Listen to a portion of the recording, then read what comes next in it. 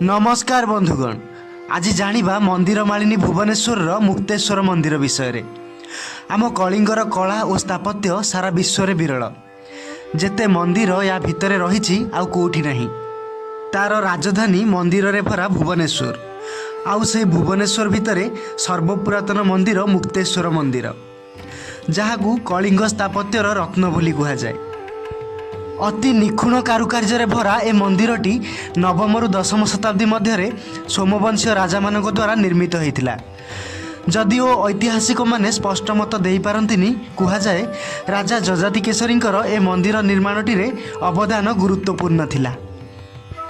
परिसर रे दुई मुख्य मंदिर मुक्तेश्वर और सिद्धेश्वर मंदिर थिबा बेले अनेक छोट बड़ मंदिर मध्य रहिछि।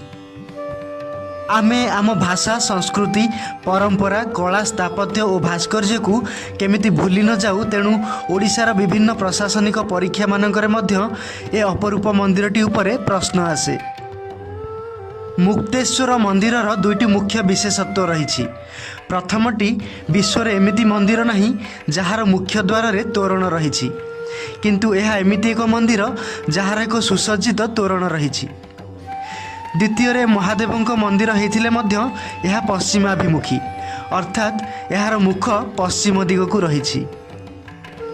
मुक्तेश्वर अर्थात मुक्तिर देवता अत्यंत प्रसिद्ध प्रेमर मंदिर केदारगौरी मंदिर निकटरे थिबा एही मुक्तेश्वर मंदिर तोरण सामने आपण प्राय समय ओडिसी नृत्यांगना मानकु नृत्यरत अवस्था देखिबे।